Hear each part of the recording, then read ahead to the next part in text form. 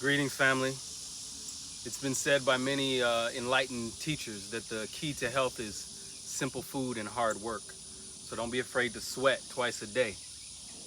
That brings me to the topic. The topic is this. Are we still living in a society where farmers are, or farming is considered to be something that is still designated for the uneducated members of our society and our community? What I mean to say is this. We've had the opportunity to sit down at a few university teaching farms. And at these teaching farms, we've met different people who are extension agents. And at one point, my business partner asked one of the extension agents, she said, well, you went and got an agricultural degree. You came out of that school degreed in agriculture, and you went into being an extension agent, driving around in a sedan rather than farming. Why didn't you choose to farm? And the woman got nervous. Her body language started to show a lot of different things, and she kind of half chuckled and said, because farming is hard-ass work.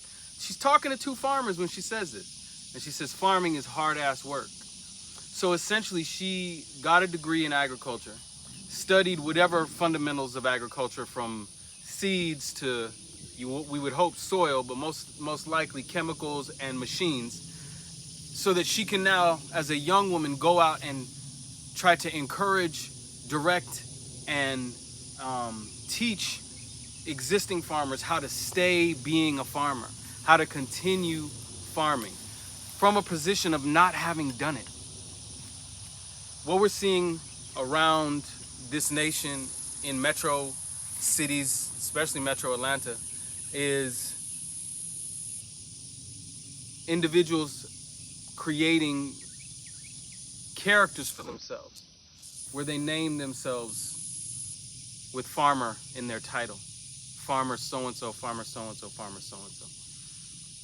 I want to offer this as somebody who has been setting up market tables since 2007 on a weekly or bi-monthly basis, or every 2-week basis, setting up a farmer's market table with the produce that we've grown in multiple different fields throughout Atlanta, Metro Atlanta, Covington, Lithonia, setting up a market table, bringing the produce that we help get out of the soil from the seed to the harvest, setting that table up and facing customers that could be chefs, customers that can be parents, customers that can be individuals who have serious health challenges, and they've been directed to go to farmers markets and get top quality food.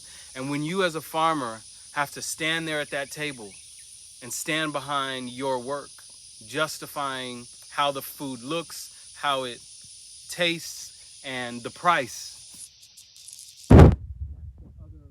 Arm of farming. Farming is not just putting the plants in the ground, putting the seeds in the ground, watering them, getting them to maturity. That's part of it. But my grandfather in Kansas as a farmer, he had to not only get the crop up, but get it out and then get it to market and interact with people who could tell you, no, you just wasted 4 months, 5 months of your life because we're not buying that, and send you back. Or we won't buy it for that price because it's not at this quality. Or there's too much on the market and we don't need any of it. Or we love this. Your quality is top and we want to make sure that next year you can produce more. That's what a farmer has to deal with. When she decides that she wants to grow food, she also has to decide how to market it, how to bring it to the community, how to present it, display it, how to teach and educate about what the produce is used for. This is the beginning of a longer conversation, but let's circle it back to the beginning. The beginning is this. If we're living in a society where we still believe that farming is for the people who are uneducated, because somehow in this country we've decided that anyone who does physical labor is only doing it because they don't have any other options. If we live in that society, then that means we are comfortable and actually expect to be getting food from people to nourish us and our families, from people who we expect to live in poverty and whom we decide to have a superiority complex over. Because if you expect that farmers are uneducated and you expect that farmers are going to live in poverty, then you expect not that for yourself. And so you may start to think, when I look at a farmer, that's somebody that I'm better than. And then how would we as farmers move into a leadership role if the people who are in the food system, who've been educated and matriculated through university systems, view us as uneducated? Why would they ever want to take leadership from us? Hell, we're just out here sweating. Part of learning through observation has been that my best teachers showed me that you never let any organic matter leave your garden or your property or your farm site. So we have all types of stuff that gets put into these compost bins, and then all types of things that like to grow around them. Imagine how healthy that callaloo is that's growing out of the base of this compost bin. But look at this here. This is why we never let any organic matter leave our site. Because if you have time and a place to put the organic material, you can go from that to that. And can you see the life forms? Can you see the life forms? That's all life energy. When we dig into this compost pile and we put it in a wheelbarrow and we transplant it or transport it to a place where we're doing transplants out into the garden, we're moving all that life energy from this very concentrated area, and then we dissipate it and expand it and spread it into this vast area of diversity, microclimates, microbacteria, fungi, insects, earthworms. Imagine. You don't even have to imagine. Look. From a pile of weeds to the compost pile to compost and soil. Grow where you are. Some of my most innovative training in agriculture happened in suburban areas of LA County, Southern California, where both rain and organic matter are precious and rare. And so what we would do is we would make sure that every garden and farm site had multiple different compost areas. Some would be simple like this here. Some would be piles like this, bokashi pile. Some would be holes in the ground. Some would be bins like this that collect leaf matter.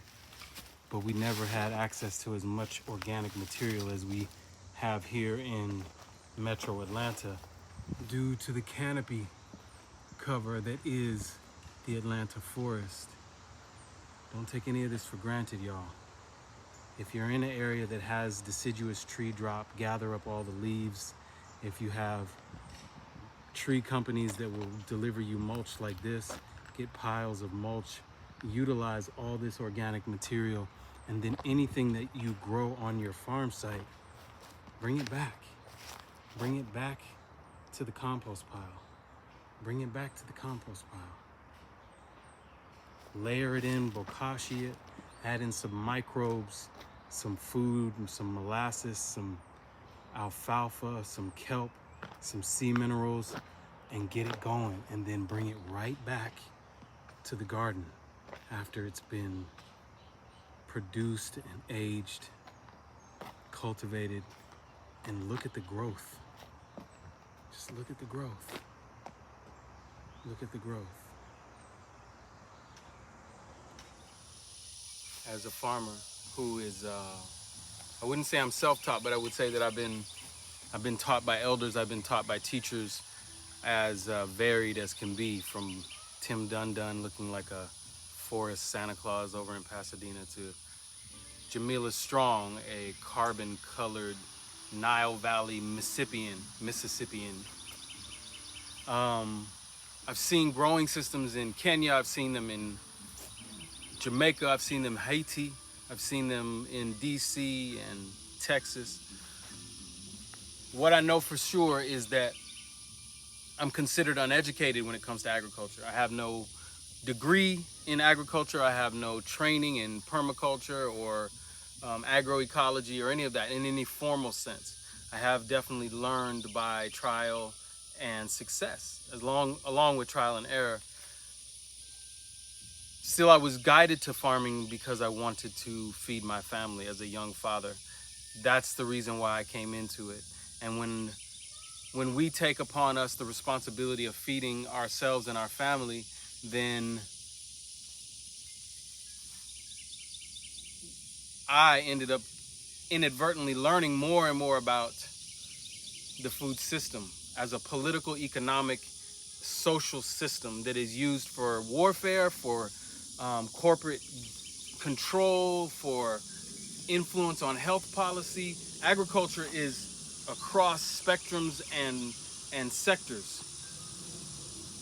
What is clear is that feeding our families, our community, ourselves properly seems now to be a very small percentage of what is driving people to enter into farming and agriculture. And if we go into it through the university system, we enter into the system of agriculture with debt. And that kind of debt now from college, university education, those kinds of debts make it a bit more difficult, if not prohibitive, for somebody to start becoming a farmer, a young, new, urban, peri-urban, suburban, rural farmer.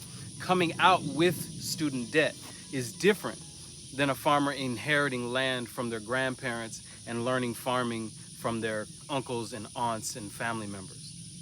You see how that's different? One is wealth, one is debt.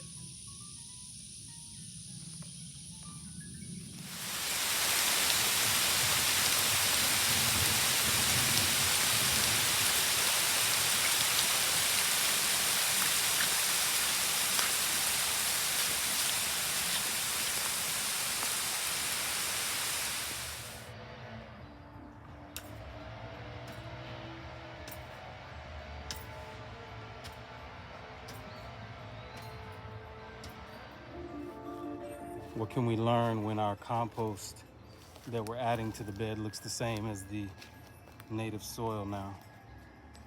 This soil has been worked on for about 4 years, 5 years. And now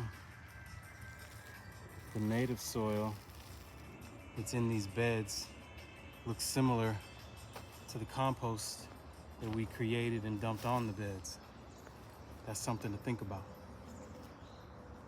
And when you no longer need to add compost to your beds because they are regenerating because of the microactive microbial activity and fungal activity and the work of the plants and the insects and the ants, that means the compost can start to be sold, bagged up, potted up, put it in the back of the truck, and deliver it. Grow where you are. Look at this, family. This pile was started about 2 days ago, and I can't even put my hand in it to turn it, to check it, even to put a thermometer in it. It rained on this pile all night last night, and now look, it's gotta be 150 degrees. We'll turn it and move it into that area maybe today.